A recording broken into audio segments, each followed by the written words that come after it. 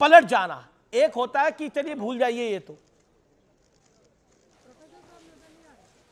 Doctor Ajay Alok, पुरानी कांग्रेस थी वो, ये नई कांग्रेस है, राहुल जी की कांग्रेस है, क्लियर कट जॉर्ज कुरियन कह रहे हैं।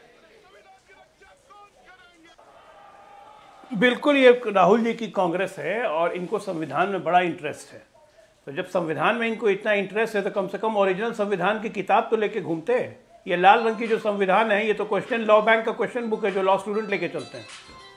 ये ड्रामा, ये काट की हांडी एक बार चढ़ गई इस चुनाव में कि संविधान बदलेंगे, संविधान बदलेंगे, 400 पार करेंगे, संविधान बदलेंगे, ये एक बार चढ़ गया। काट की हांडी बार बार नहीं चढ़ती हमेशा। आप ये देखिए, ये एक नैरेटिव बनाने की कोशिश कर रहे हैं। कांग्रेस पार्टी का जो इतिहास है और कांग्रेस पार्टी का जो वर्तमान है, ये कौन सा संविधान था जब नेशनल कोऑर्डिनेशन कमेटी बनाई गई थी, उसको प्रधानमंत्री से ऊपर का दर्जा दिया गया था? जब मनमोहन सिंह बैठे रहते थे और विदेशी डेलीगेट आके बैठ जाते थे, ये कौन सा संविधान था? ये किसी संविधान में लिखा हुआ है क्या? ये किस संविधान में लिखा हुआ है कि राहुल गांधी, सोनिया गांधी कोई किसी संवैधानिक पद पे नहीं है, लेकिन तेलंगाना के मुख्यमंत्री और तेलंगाना के तमाम सरकारी ऑफिसों में उनकी फोटो लगी हुई है? कौन सा संविधान है भाई? इनके लिए संविधान गांधी परिवार से शुरू होकर गांधी परिवार पे खत्म हो जाता है। और इनकी मानसिकता जो है, ये मानसिकता ये है कि सदन को डिस्टर्ब किया जाए। सिर्फ कांग्रेस नहीं संविधान की कॉपी उठाए हुए हैं, कानी मोई भी कॉपी उठाए हुए हैं संविधान की, अखिलेश जी, रामगोपाल यादव जी, धर्मेंद्र यादव जी। एक बात और इसके अलावा बाकी सब भी जो सपा के नेता हैं उन्होंने भी संविधान की कॉपी को उठाया हुआ है। बोलिए। एक बात और जी डॉक्टर साहब, एक बात और कहना चाहूंगा कि आज ये सारे लोग उसी जगह पे खड़े थे जहां पे गांधी जी की प्रतिमा खड़ी होती थी, जिसे अब प्रेरणा स्थल में शिफ्ट किया गया, लेकिन ये लोग खड़े वहीं थे। और सोचिए, इनके साथ डीएमके के सांसद भी खड़े थे। राहुल गांधी के मुंह में जबान नहीं थे पूछने के लिए कि महात्मा गांधी जो जीवन भर शराबबंदी के लिए लड़ते रहे, नशा मुक्ति के लिए लड़ते रहे, आज उस डीएमके तमिलनाडु में 57 लोगों की मौत हो गई और उस पर एक संवेदना का शब्द इन घमंडियों के मुंह से नहीं आया, न कांग्रेस पार्टी, न डीएमके, न समाजवादी पार्टी। डॉक्टर अनुराग गुदरिया, डॉक्टर गांधी जी के मूर्ति के नीचे खड़े हैं। तो 1975 में तो नेताजी को भी जेल जाना पड़ा था और इसी कांग्रेस ने डाला था जेल में। आज जो संविधान बचाने की बात कर रही है डॉक्टर साहब, डॉक्टर अनुराग गुदरिया, तो क्या कहना चाहते हैं? ये दोहरे मापदंड है या मजबूरी है? इसलिए मजबूरी में आप उस वाली आंख को बंदी करके बैठे हैं। देखिए, भारतीय जनता पार्टी दरअसल में अपने मुद्दों पे, जो जनता के मुद्दे उन पे चर्चा नहीं करना चाहती। 2014 से 2024 के बीच में कोई चर्चा ना हो जाए, इसलिए वो 1975 में ले जाती है। अरे हम लोग तो वो हैं, तब भी संविधान पे अगर आंच आई थी तब भी लड़ रहे थे, आज संविधान पे आंच आई तो आज भी लड़ रहे हैं। भारतीय जनता पार्टी ने जिस तरह संविधान को खत्म करने की बात की, लोकतंत्र खत्म करने की बात की, बताइए, आपसे मैं पूछना चाहता हूं, मैं सीधा सा सवाल मेरा है, ये बताइए कि किस तरह से इन्होंने, अगर कोई भी किसी की स्लिप ऑफ टंग हो जाए तो उस पर एफआईआर करके उसके घर कुर्की के लिए भेज देते हैं। ये इसको बताइए, अघोषित आपातकाल है कि नहीं? मैं आपसे पूछना चाहता हूं। मध्य प्रदेश की सरकार ये गिरा देते हैं, चुनी सरकारें गिरा देते हैं, अघोषित आपातकाल है कि नहीं है? पार्टियों को 2 भागों बांट देते हैं, अघोषित आपातकाल है कि नहीं है? महाराष्ट्र की सरकार कैसे गिराई इन्होंने?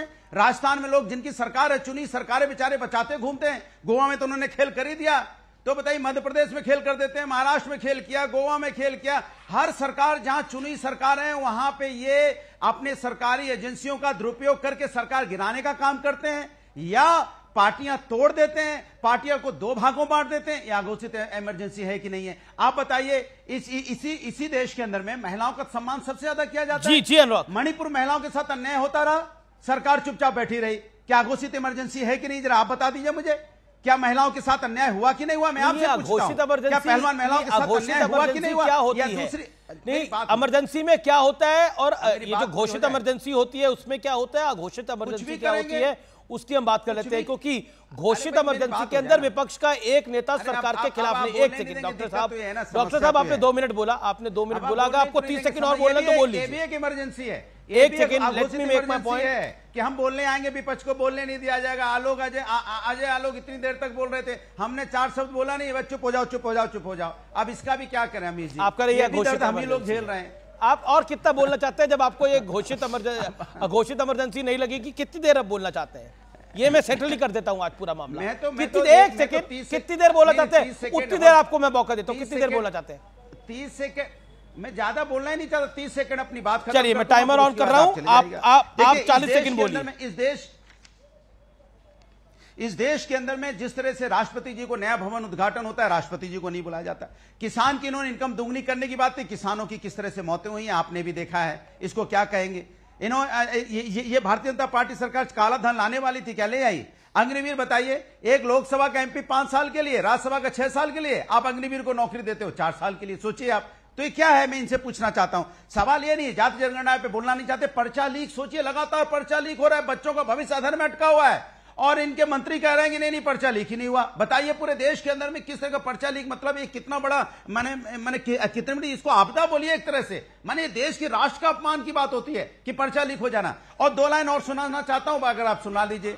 सत्ता को जिद है हम न सुधरे, विपक्ष को जिद है इन्हें सुधारें, जनता ने इनको है नकारा, फिर भी जा बैठे सत्ता में, फिर भी सत्ता में जा बैठे। जनता ने नकारा है, 240 सीटें, फिर भी अपना जुगाड़ बना के आपने 30 सेकंड बोला था, बैसाखियों की सरकार चला रहे। कितने दिन चलेगी? आपने डेढ़ मिनट बोला, उसके बाद अब तो मुझे लगता है घोषित इमरजेंसी। आपका बहुत बहुत धन्यवाद। अब तो अघोषित इमरजेंसी समाप्त हो गई होगी, अब तो अघोषित इमरजेंसी समाप्त हो गई होगी, लेकिन घोषित इमरजेंसी में क्या कुछ होता है? आपने अपने चैनल पे खत्म की, इसके लिए आपको बधाई। जी, मैं बधाई दे तो रहा हूं। हमारे चैनल पर तो कभी थी नहीं, लेकिन आपको तो बहुत कुछ लगता है। देखिए, घोषित इमरजेंसी में क्या होता है, मुझे लगता है कि मुझसे ज्यादा व्यूअर्स बहुत समझदार हैं। घोषित इमरजेंसी में विपक्ष का नेता कुछ सरकार के खिलाफ नहीं बोल सकता। क्या पिछले 10 साल में ऐसा हुआ है क्या? और इसे शेयर करिएगा इस वीडियो को, क्या ऐसा 10 साल में हुआ है क्या?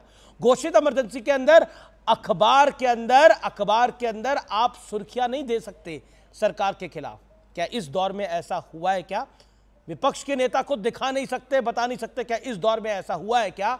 यह बात है। और क्या देश के नागरिकों के मौलिक अधिकारों को रोक दिया गया क्या? यह होती है इमरजेंसी। घोषित कुछ नहीं होती, इमरजेंसी घोषित होती है। और वो 1975 में कांग्रेस की सरकार ने, इंदिरा गांधी प्रधानमंत्री बतौर थी, उन्होंने लगवाई थी। और क्यों लगवाई थी ये सुनना चाहिए, ये जानना चाहिए, क्योंकि उनका चुनाव कैंसिल हो गया था, इस वजह से उन्होंने घोषित इमरजेंसी इस देश के अंदर लगाई थी। कमाल की बात करते हैं, अघोषित इमरजेंसी है, अघोषित इमरजेंसी है। किस बात की अघोषित इमरजेंसी है? जहां तक पत्रकारों के ऊपर एफआईआर होने की बात है, सर, कश्मीर टू कन्याकुमारी कोई पार्टी नहीं बख्शती, कोई पार्टी नहीं बख्शती। भुगतभोगी है जी, हम भुगतभोगी है हम लोग। मैं रुक करता हूं सत्य प्रकाश मिश्रा का। ये घोषित अघोषित इमरजेंसी के इस दौर के अंदर ये लाल किताब वाली जो संविधान है, विपक्ष कह रहा है कि इसका सहारा है।